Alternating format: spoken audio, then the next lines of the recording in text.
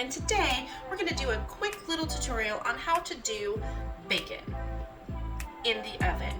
Have you ever baked your bacon?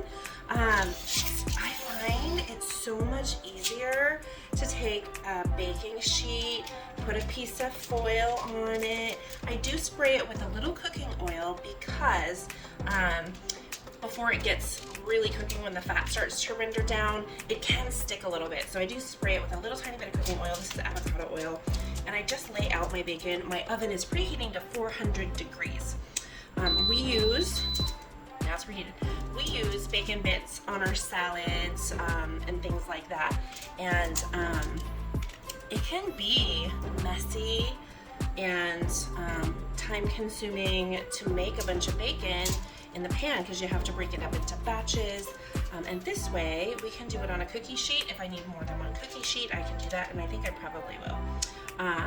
But this is my favorite way to make bacon now, and I thought I would share that with you because I'm going to make some loaded baked potatoes coming up here, and I would like for you to see how much of a time saver this can be. All right, I've got all my bacon loaded onto my tray.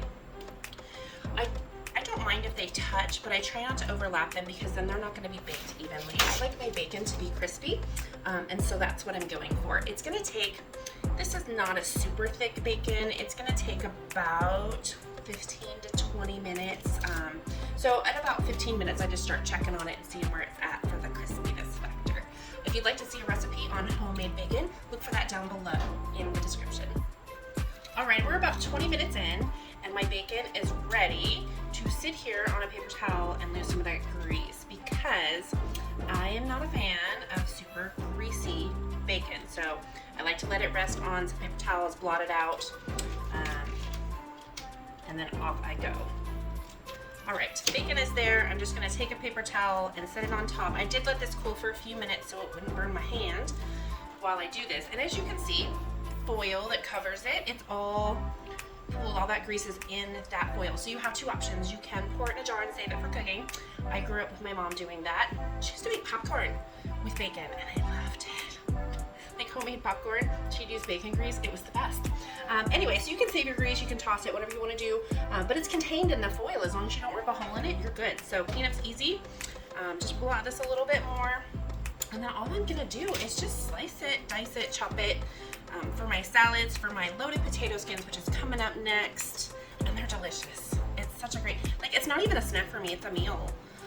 Because they're big and they're loaded. This is just a high quality bacon I picked up. I didn't have time to make another batch of homemade bacon before filming this video and making the loaded potatoes. So just look and see what's in it. Try to find a label that has the least amount of ingredients in there. And that would be my advice. Usually the butchers have a good bacon.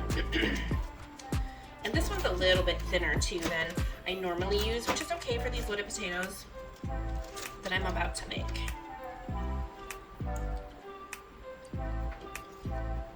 Not quite as good as mine, but it's still delicious. All right, that's it. Our baked bacon is chopped up and ready to go in whatever dish I want to use it in. I hope you liked today's video. If you did, you know what to do. From my kitchen to yours, let's make food from food. That's one boy.